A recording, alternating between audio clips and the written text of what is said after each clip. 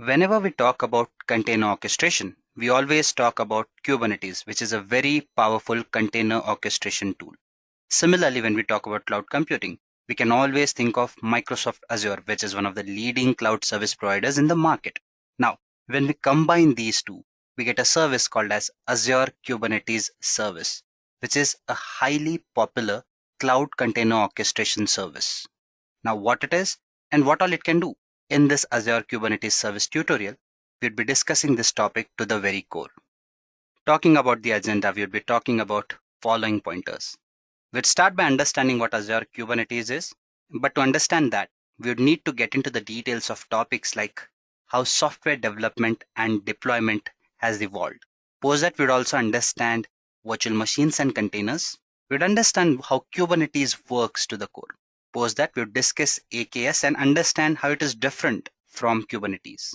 And then we'd go ahead and take a look at a use case that tells us how Azure Kubernetes Service has helped customers around the globe. And finally, we would finish things off with a demo where we would understand how we can actually go ahead and spawn container images using Azure Kubernetes Service. So let us not waste any time and quickly get started. So first and foremost, let's try and understand what Azure Kubernetes Service is. Now, I'm not going to get into the details of this service right away, but just to give you an introduction, Azure Kubernetes Service is a fully managed container management service. It is provided by Microsoft Azure, obviously, which is a very popular cloud service provider. And recent stats also state that it is one of the leading public cloud service providers in the market. So when you talk about Azure Kubernetes, it is basically managed by Microsoft Azure. What it does is it offers serverless continuous integration and deployment experience. Now, what does that mean? What we can do with it? We'll discuss all those things as we get into the details of Azure Kubernetes Service.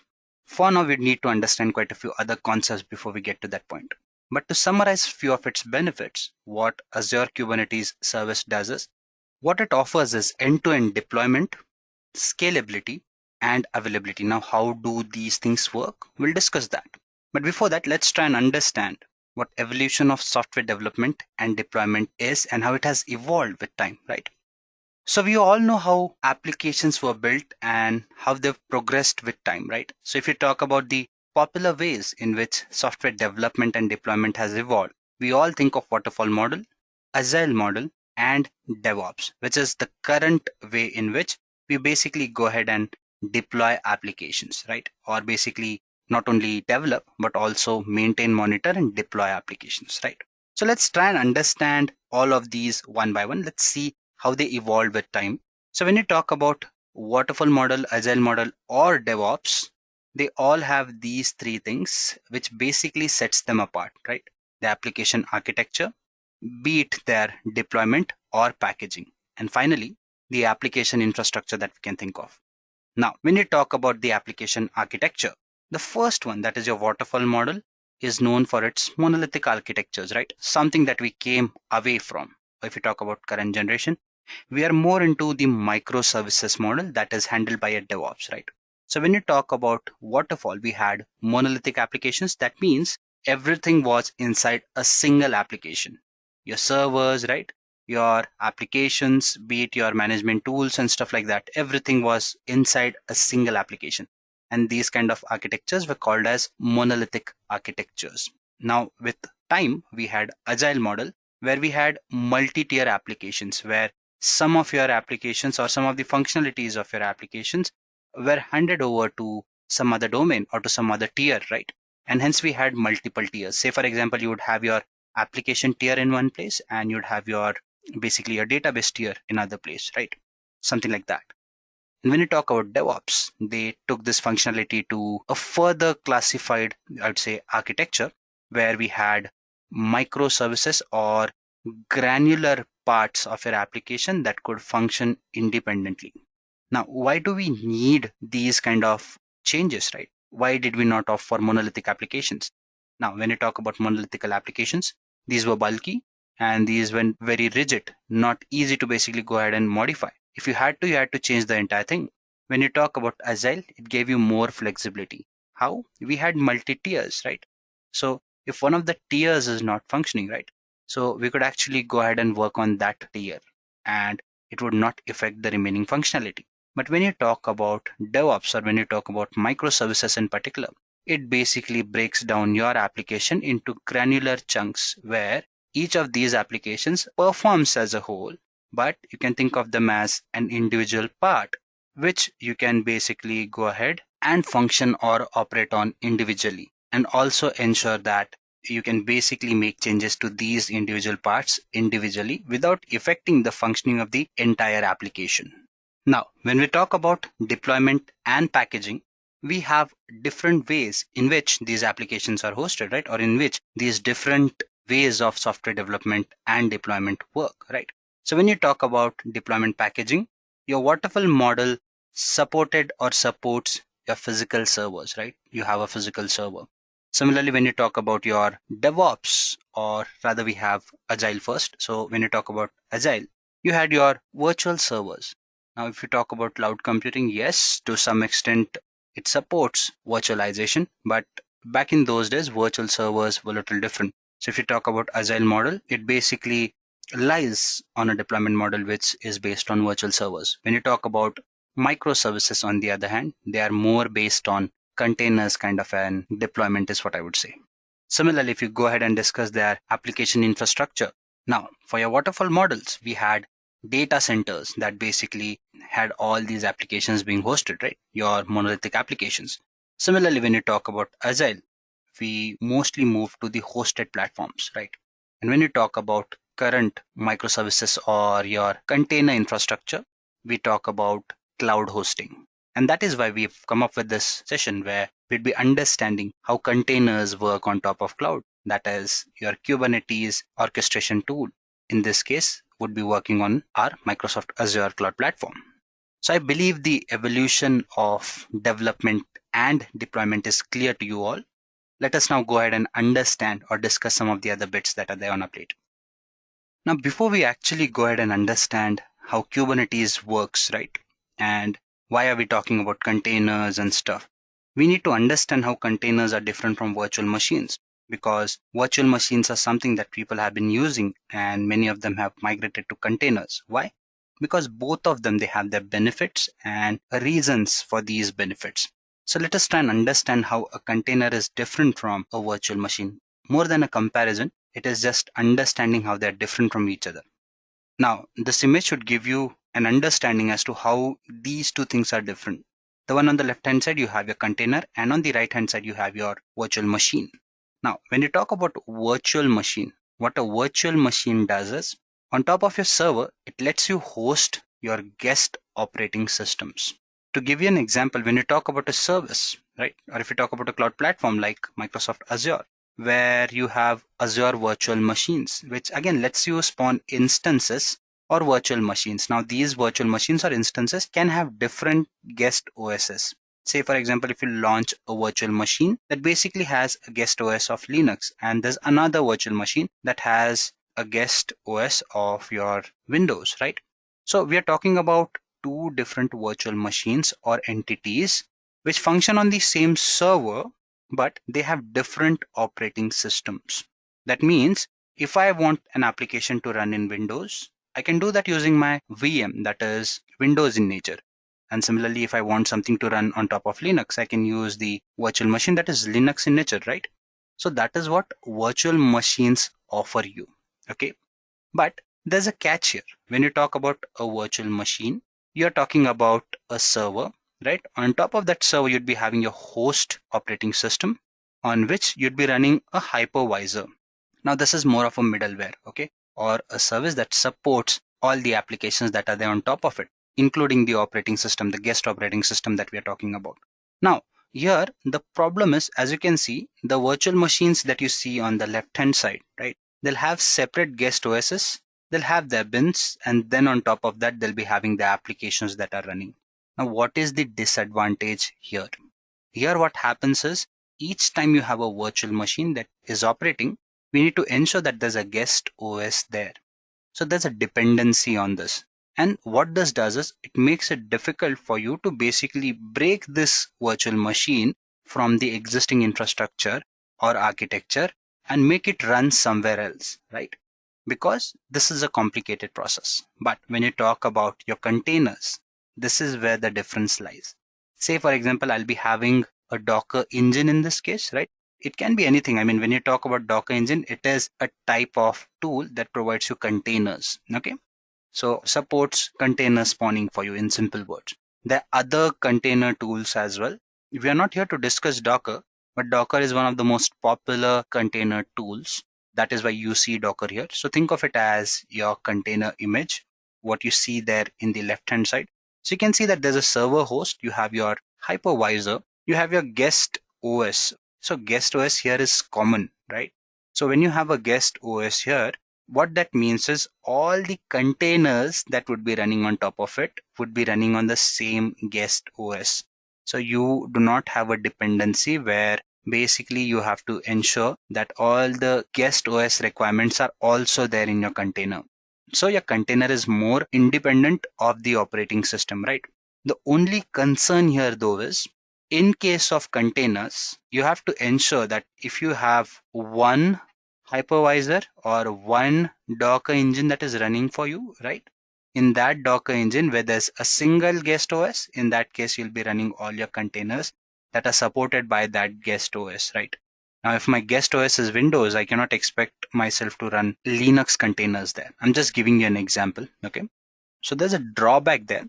But the benefit here is, right, since your applications, your bins and your library files are independent, you can package them in a container and move them across easily. So you can run it on other Docker engines as well to support your claim. What that does is, since you have this freedom here where you're not dependent on your guest OS, right, or you do not have a guest OS inside your container, you get certain benefits. It makes your containers faster, okay, makes them reliable, and at the same time makes them efficient.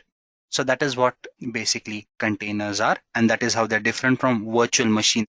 So I hope by now the point here is clear to you all, as in how do these things function. Okay, let us now go ahead and understand the other bits.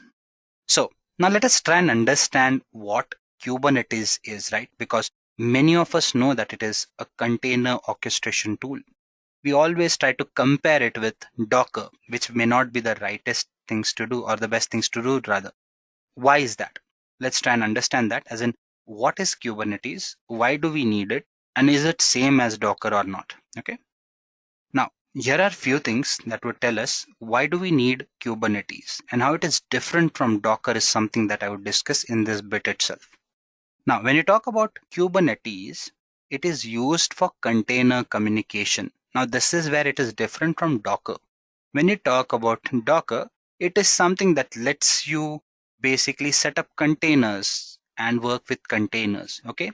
When you talk about Kubernetes, it is something that lets you manage these containers, be it your Docker containers or be it other kind of containers as well.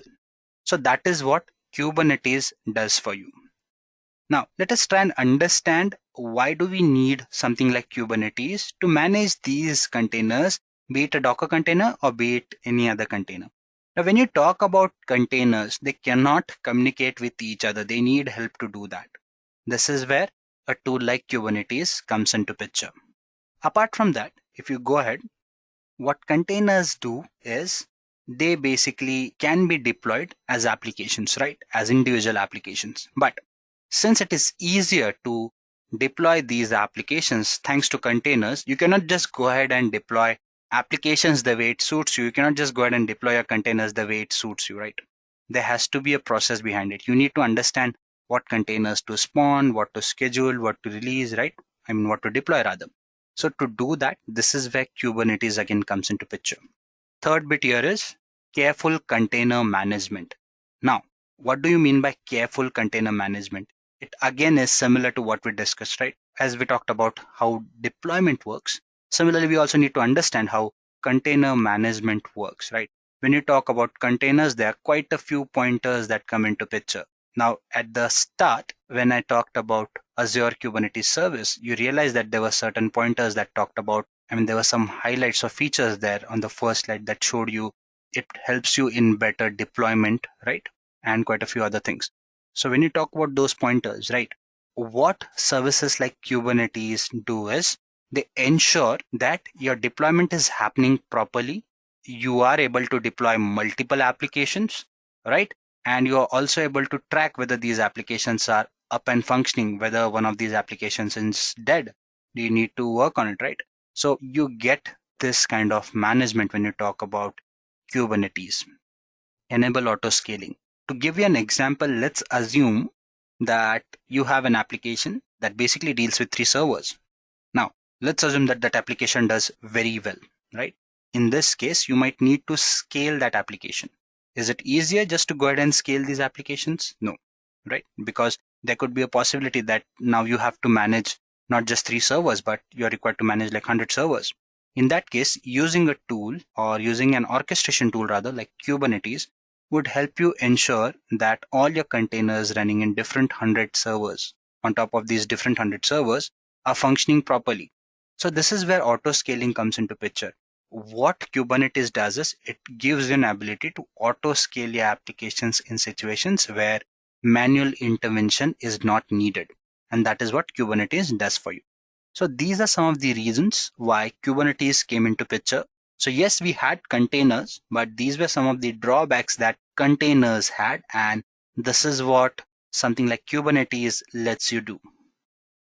Okay, let us now go ahead and understand what is Kubernetes, right?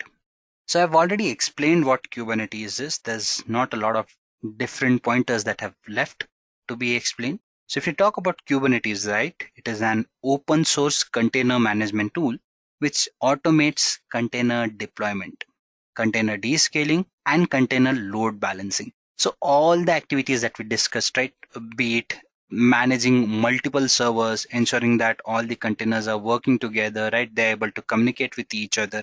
So basically all the container management, it happens, all the orchestration, it happens using your Kubernetes, and that is what it does. Okay.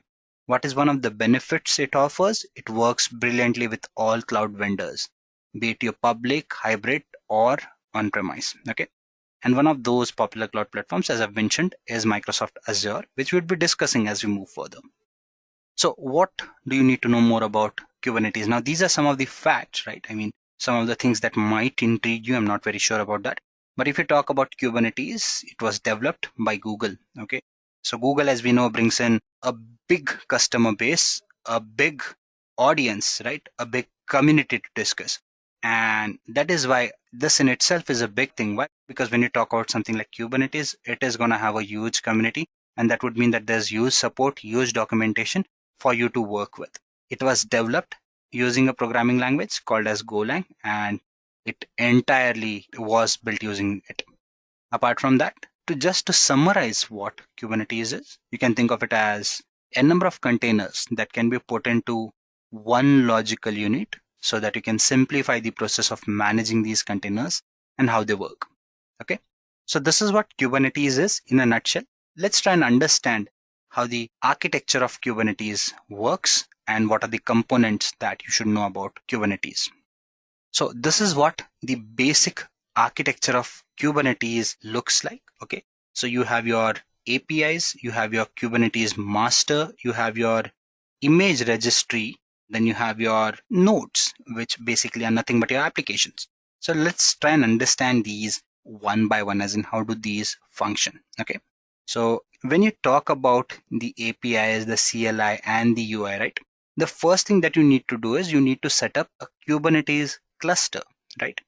So when you talk about a Kubernetes cluster, a cluster would be nothing but your central management point using which you'll be managing all your applications or your different containers that host your applications, right?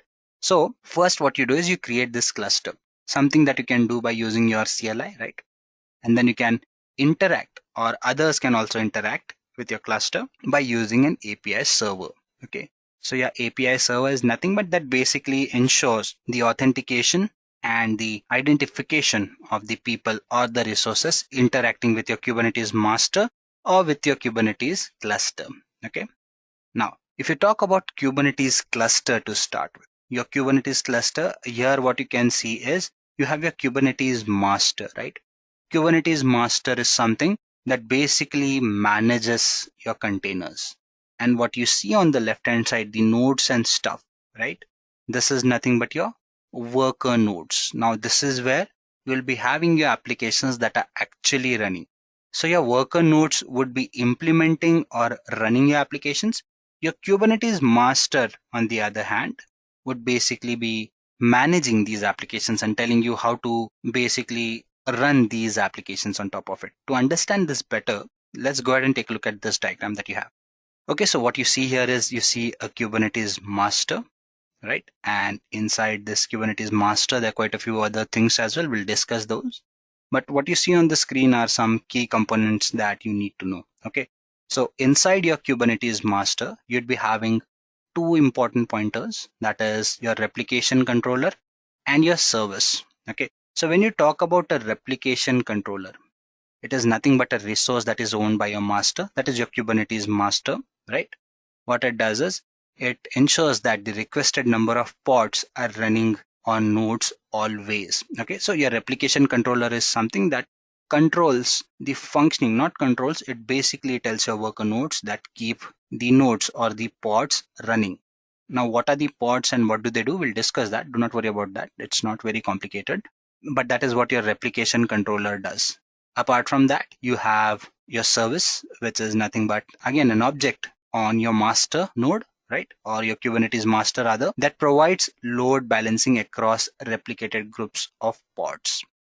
Now, let me try and make sense for these two terms by first explaining what are your nodes, what are your pods, right? So when you talk about your nodes, these are nothing but your worker nodes, which would be holding your application.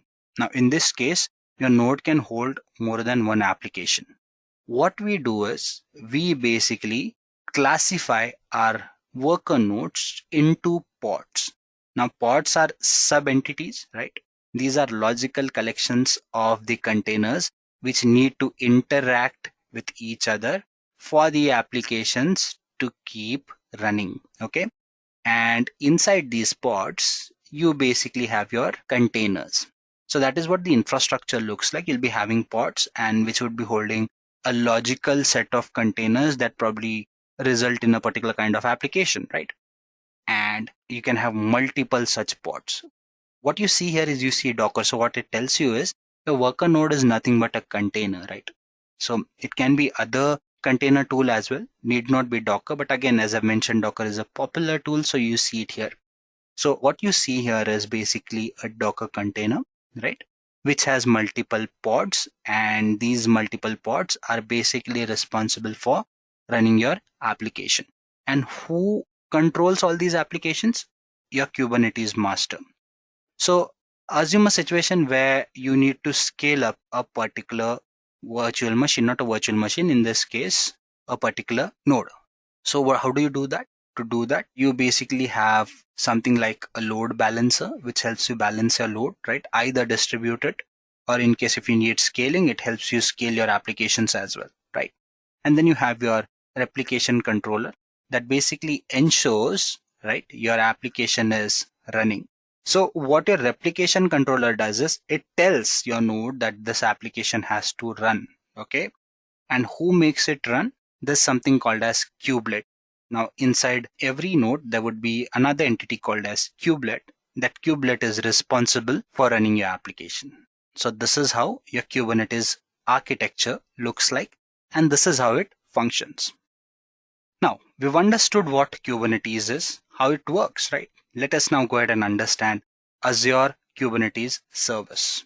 Now, to give you a brief about Azure Kubernetes Service, as I've already mentioned, it is a Kubernetes service that is hosted on the Azure Cloud Platform. Okay, so let me just go back to the slide one and explain that again so that we can go ahead and understand how working of Azure Kubernetes happens. So we've already seen this slide, right? What is Azure Kubernetes Service, but now it would make a lot more sense for you. Okay, so what can happen or what Azure Kubernetes Service offers to you. Now, if you talk about Azure to start with, it is a popular cloud service provider. What that means is with Azure Kubernetes or with Microsoft Azure, you can basically have various services that help you in software development, planning, management, right? Be it your administrative practices, development practices, or architectural practices related to a software.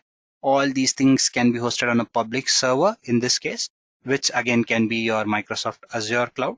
Now, what it does is it basically gives you all the services that are needed to carry out all the actions that I just mentioned, where you can rent these resources or follow a pay-as-you-go model and use these services to benefit your requirement. Okay. Now, when you talk about a platform like Microsoft Azure, which again is a cloud platform, as I've just mentioned, the possibility of dealing with applications are plenty, or the possibilities rather are plenty. So you can do so many things. So what that does is that gives developers or application owners options to work with these applications in numerous ways. Okay. It simplifies their complications, right? Since if you're talking about a platform like Microsoft Azure, it helps you basically orchestrate quite a lot of activities, be it managing your servers, infrastructure, right? Be it basically load balancing, be it auto scaling, all these things can be controlled by using the cloud platform. So what that does is that gives developers this added benefit, okay, or the application owners this added benefit. And that is why what these cloud platforms are doing these days is they are encroaching or basically covering different domains, be it your big data, DevOps, analytics, right? All these things are or can be implemented using these cloud platforms, because when you talk about these cloud platforms, they're already owning various markets of software development and application hosting. Okay. So that is why having something like Kubernetes work on top of Azure is a benefit. Why? Because some of the complications that you'd find difficult to implement using Kubernetes can be controlled by using Microsoft Azure. And that is why you have these added benefits, be it your end-to-end deployment, be it your availability or scalability.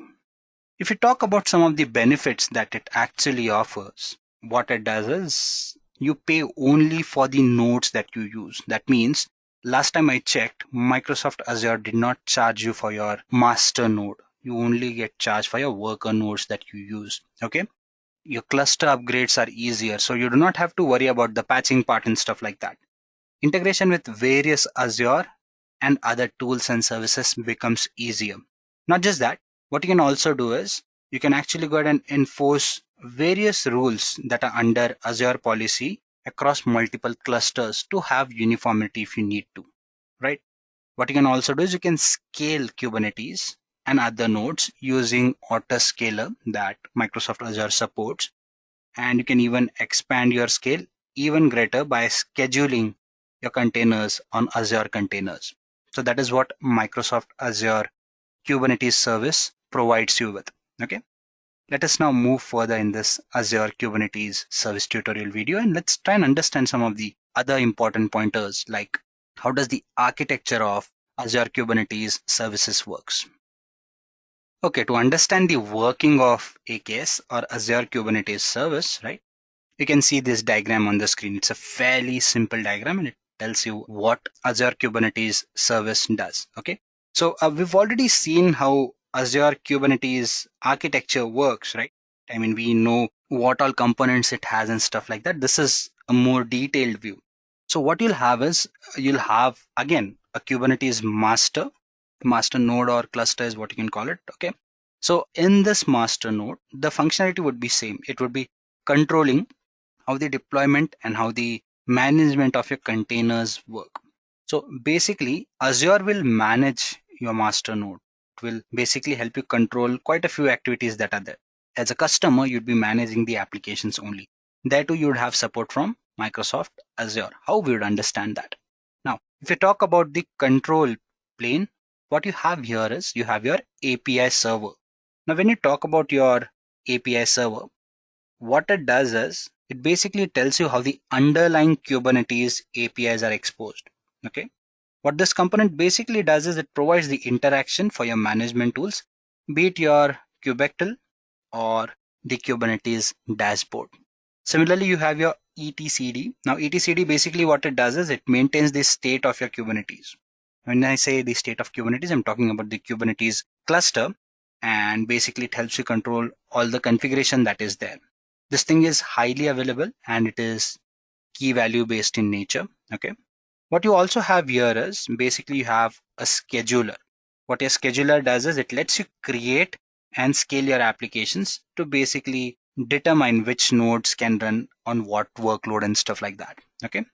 And finally, you have your controller manager. Now, this is an important bit again. What it does is it controls or oversees a number of smaller controllers, whether they're performing their actions or not. And what it also helps you in doing is replicating the pods that you have and handling your nodal operations as well. So this is what your control plane does, and it is basically managed by your Azure. Now, what is the benefit of having Azure manage it, right? Since Azure is managing it, you do not have to worry about the configuration part, setting up part, right? Your cluster node is basically set up by Microsoft Azure, and that is what it simplifies. Then the other bit is your customer managed bit, be it your kubelet, right? Kube proxy, your container, and container runtime. To understand this better, I think this diagram should draw a clearer or a better picture for you. Okay. So basically, when you talk about your customer part, now there are quite a few things that you need to know. I've mentioned kubelet, which basically lets you run your pods, right? Your pods are run by your kubelet. That is what your kubelet does. Okay. There are other things as well that you need to know here. You have your Azure Virtual Network Interface. Now, it is something that takes care of all the interface requirements that you might otherwise have. Okay. And similarly, you have your kube proxy, right? Kube proxy again works together with your virtual network interface, right? Or basically your Azure virtual network and tells you what needs to be done. Okay. Now, all these things, they reside on a virtual machine again. So we've discussed all the differences and benefits of it. So what Azure does is it basically launches a virtual machine for you, on top of which your containers would reside. Okay. So when you talk about these containers again, these are nothing but your applications that are running for you. Okay. And these are the services that would help you actually implement or control all these applications that are there. You can actually go ahead and scale up your virtual machines to meet the requirements of your application in different ways. So this is how the working of AKS is. I mean, this is how the master node works, and this is how your basically customer node or your worker nodes work when you talk about AKS. We'll see these as we get into the demo part. But before that, let's go ahead and understand a use case or see a use case as to how vehicle safety with AKS is supported. Now, when we say vehicle safety, we are talking about a use case that was set forth by Bosch. Okay, Bosch, as we all know, is a very popular company which has numerous thousands of employees working across the globe for meeting different technological needs of the world. Okay, in this particular use case, what they thought of was the amount of accidents that happen due to wrong way driving. Okay, and what they thought was, could we find a solution that could basically help us overcome this bit of problem? Okay, so what were the problems that they were facing, right? When you talk about wrong way driving problems, right? What are the issues that we face? Okay, because of wrong way driving, there could be a lot of accidents, unplanned casualties, and stuff like that. But if I am to avoid wrong way driving using technology, it's a very tedious task. The reason for that is, what I can try and do here is I can basically set up an application that notifies me of wrong way driving, right? But then for that to happen, I have to have a lot of data that is in real time. And when I'm driving, my only way of fetching data is by using cell phones and GPS, right? But then again, there are problems with these things. When you talk about cell phones, they basically function very well in a radius of 5 meters distance when you talk about their operational radius or their limitations when you talk about range on exchanging this data. Okay, so you can transfer data to a larger audiences. We see that through WhatsApp and stuff. But if you talk about GPS kind of data, we are talking about multiple points or multiple data that we are dealing with. And to deal with them parallelly can be a difficult task. So because of that, Bosch felt was that this was an impossible task to deal with. Why? In order to get the last piece of information out of the noisy sensor data can be a problem. And in order to develop a highly scalable and ultra flexible service to process this data in real time can also be a tedious task. What they also figured out was, to solve this problem, they needed this data in real time and in very short duration. If we could do that, we could actually go ahead and save accidents, and we could save these wrong way driving incidents. And that is why they decided to work with Microsoft Azure, which was their already supporting partner. What they also did was they ensured that they did go ahead and accommodate Azure Kubernetes service in their infrastructure. What this did was it ensured that Bosch would get repeatable, manageable clusters of containers. And since they work in such shorter durations, do not have latencies in minutes, but rather in seconds, they offered a simple form of services for them to work with. And what that ensured was they had the average time to calculate whether a driver is going the wrong way or not in milliseconds. So around 60 milliseconds they could figure out, that is around a second, where they could figure out whether a driver was in the wrong way or not. And that is what basically your Azure Kubernetes service enabled them to do. Their major problem, that is they had the time constraint, that is something it helped them solve. And because of that, they could come up with this wrong way driving problem solution where they basically use Microsoft Azure to host their data, and basically Azure Kubernetes service to basically help them in simple provisioning, scaling of applications, and ensuring that the real-time data is made available to the drivers within a span of 60 milliseconds, which again is a big achievement. So that is what AKS or Azure Kubernetes Service had to offer. If you go to Microsoft Azure's website, there's so many good use cases that talk about AKS. So you might want to go ahead and take a look at that as well. As far as the session goes, we'd go ahead and take a look at the demo and understand how we can actually go ahead and set up an Azure Kubernetes cluster and a lot more. Okay, so guys, let's go ahead and get into the demo part now. This is how the Azure portal looks like. Okay, I've signed into the Azure portal. Now for people who are new to Microsoft Azure, what Microsoft Azure does is it gives you an Azure portal where you can implement all the cloud related activities that concern Microsoft Azure. Okay, so if you want to practice from scratch, it also offers a free tier account where you have a number of services available free of cost. Okay, or rather, in case of Azure, it works differently. For AWS, you have those free services. With Azure, you have this $200 of credit that it gives you. So you can spend those $200 on creating resources for 11 months duration. Post that, those will expire. So if you do not have an account, you can just go ahead and create a free tier account, fill in the details, right? And you should have this free Azure portal for your usage. Okay. In my case, this is a paid account. This is the company's account. So it's called as pay as you go in my case. In your case, it would be a free tier account, but the functionality would be similar for you as well. The only thing is with the paid account, you have more services available to you, and even the larger instances is something that you can actually go ahead and spawn and use because you're paying for those, right? Under free tier, you don't have to worry about paying for them, right?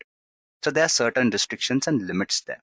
So do go ahead and register to Microsoft Azure's portal. Okay.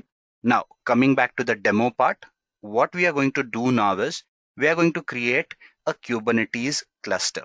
And on top of that, we are going to deploy an application. And the application would be a basic pre-built app by Microsoft Azure. We are not going to create a new app. I'll be sharing the code for the application, so do not worry about that. So we are just going to go ahead and use that pre-built code, and we are going to deploy that code on top of Kubernetes cluster that we have. Okay. So the main thing to note here is we have to see how easily the cluster is created. We are not concerned about the orchestration process at all here. Everything is taken care by your Microsoft Azure, and that is what we are going to look into. So let's not waste any time. Just quickly go ahead and get an instance in place, rather a cluster in place. Okay. So to do that, we are going to click on this icon and say create a resource. Okay. Here you can see all the service domains that are there for offering. So I'm going to click on the containers one and click on Kubernetes service. Once you do that, you see you'll be brought to this page and you'll get all the details, right? AKS manages your hosted Kubernetes environment, making it quick and easy for you to manage containerized applications. The main point is without having to container orchestrate or have any expertise in that. Okay. It eliminates the burden of ongoing operations and maintaining, provisioning, upgrading, scaling your resources rather, which happens on demand here. So you don't have to worry about those things. So let's just go ahead and create a resource group. So for people who do not know what resource groups are, resource group is nothing but you can think of it as a small container or a folder where you put forth all the necessary things that are important for your resource to work. Now, in this case, our resource is Kubernetes. So quite a few other nitty-gritties related to it would be in the resource group. Okay. So let's just go ahead and create one. So I'm going to click on create new. Let's just say we have RG for demo. I'm going to give a simple name so that I can remember that. Okay, so I'm gonna say okay. I'm gonna create a cluster. I'm gonna call it cube cluster. Okay, this is enough. So cube, let's call it cube cluster. Okay, and this is in place. Where do I want it? If you're using a pay-as-you-go model, there won't be any restrictions here. If you're using free tier, there might be some. Okay, so just select any region that you want to do. I'm gonna randomly select a region now. What region it should be? My region would be, okay, let's pick this one. And it would ask me how many nodes do you want to create. Let's create one. Since it's a very simple demo, we do not need more nodes. Okay, we've discussed what nodes are, right? So that is what we are doing. We are creating a node here where our application would run basically. So I'm gonna say review, or let's just go ahead and see if we have all the settings. Node pools, authentication, you have two options, whether you want your server or rather your cloud platform to manage your identity pools and basically create resources accordingly. You can do that, or you can select a service principal, which is an older way to do it, where you use an Azure Active Directory to do that. So there's no rule here. You can go for this one as well. I'm just going to do this just because I've thought of showing it to you. I selected that. It does not hold a lot of impact on our demo. Okay, just gonna say create and review. Okay, so for creating this thing, now it will review all the requirements. If the requirements are in place, what it will do is it will just go ahead and create your cluster and put everything in place. Okay, so it says, do you want to create it now? I'll say yes, create. Okay, let's just refresh and see whether our application is done. It's still deploying. Let's wait for this deployment to get in place, and once it's done, we'll just go ahead and get these things in place. After this, the process is very simple. Okay, we are gonna just go ahead and put in certain set of commands and our job would be done. So you don't have to wait for too long post that. Okay, let's just refresh it again and see whether it's in place. Normally it takes a couple of minutes, so could take longer, right? But it's a very easy deployment process. So let me give you an idea as in what happens when you say that the deployment is happening. So first, your Kubernetes will actually go ahead and launch a Linux instance to start. Okay. So once the Linux instance is in place, that is when we'll actually go ahead and put forth all our resources on top of it. In that Linux instance, we'll set up a cluster, right? All the nitty-gritties that we need. And on top of that cluster, our application would start working. Here in this case, it would probably set up a cache. Could be a Redis as well. We'll have to go ahead and look into it, whether it's that one. Okay. And then accordingly, we can go ahead and implement everything on top of that. But we don't have to get into the complications of things. It's a fairly simple process for us. Okay. Okay, let's just go ahead and refresh it once more.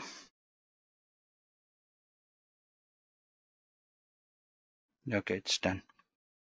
Your deployment has been complete is what it says. That means we are good to go ahead and use our resource. You can do other things as well on top of it. It is suggesting what all you can do. Okay. So we are going to do one of these things. Do not worry. So just go to the resource in our case. Okay. And in this resource, you can see there's all the information that you need. Okay. You'll get to know where it is hosted and stuff like that, what kind of instance it is, where it is located, everything. One node pool is what you have, right? So you have all the information to actually go ahead and connect to it.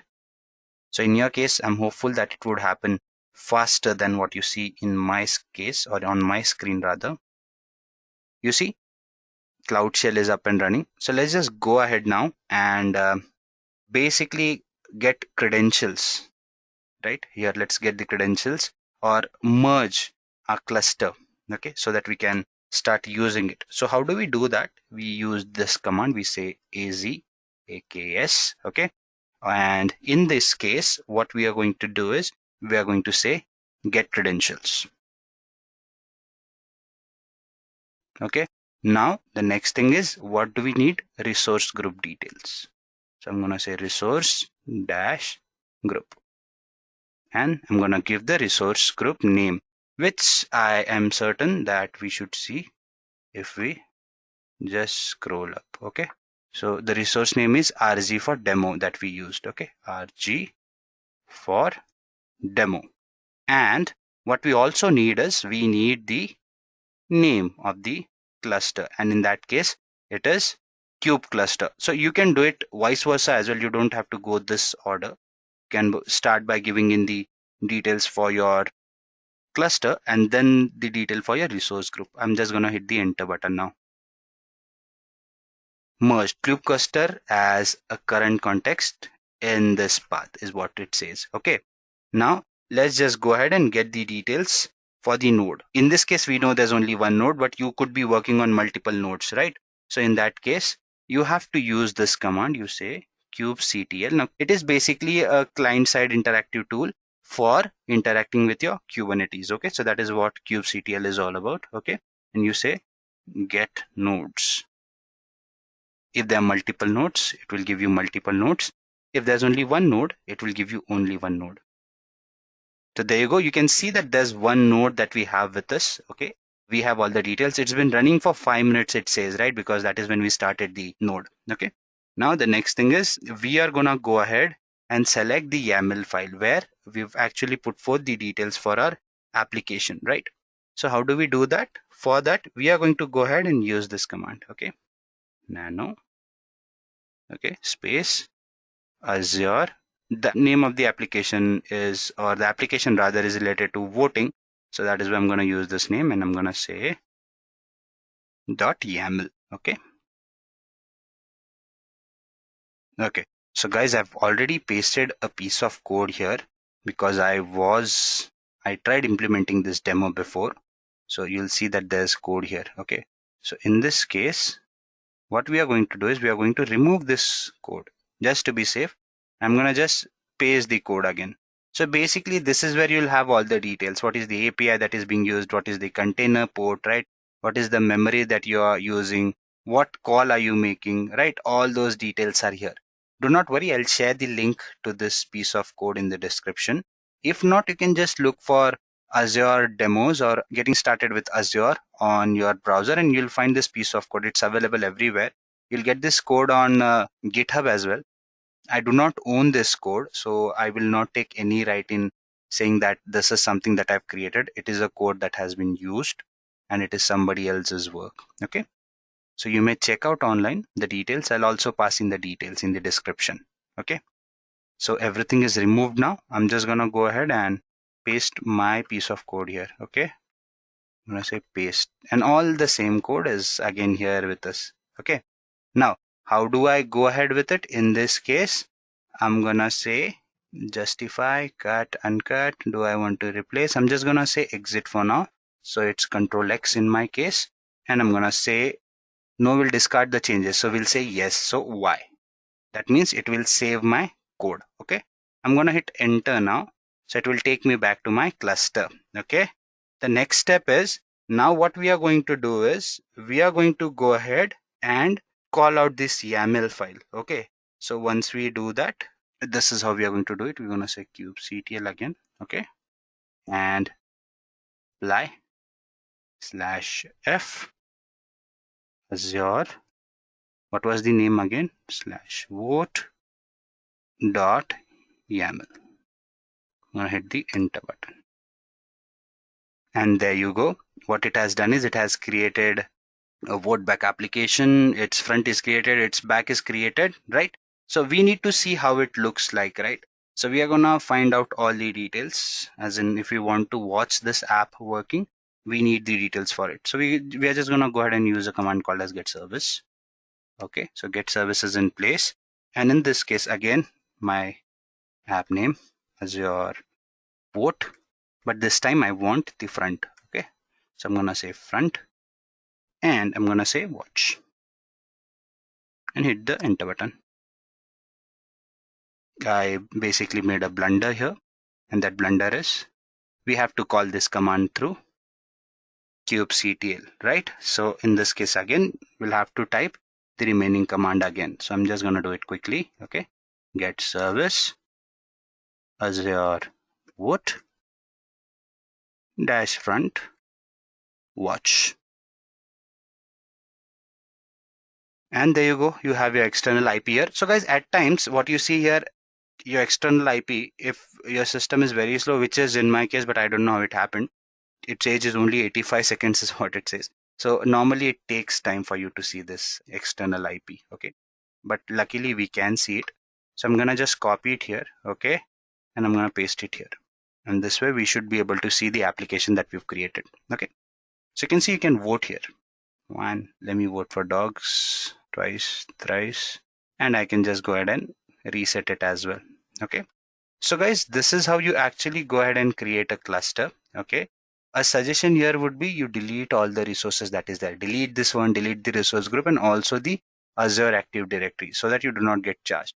If you want to see what all we did here, right, and how the performance went on, Azure lets you track all the working as well, right? If you want to take a look at the insights and stuff, if you click here, you'll have all those details as well. So there you go. If I just refresh it, you should have all the details, right? How long did we use the cluster? This is where the usage started. Okay, so you'll get all these details that you want. So you can do that. So that's it. I believe this demo was clear to you people, and you got to know what things we've worked on, how we've used these things, and how basically your Kubernetes cluster works. Okay, so we've created a simple Kubernetes cluster and explored it. Ensure when you go back, you just delete. Just go to the resources and delete the resource group, the cluster, and the Active Directory, if any. Okay, so that's it from my end. I hope you all enjoyed this session. Thank you. Bye-bye.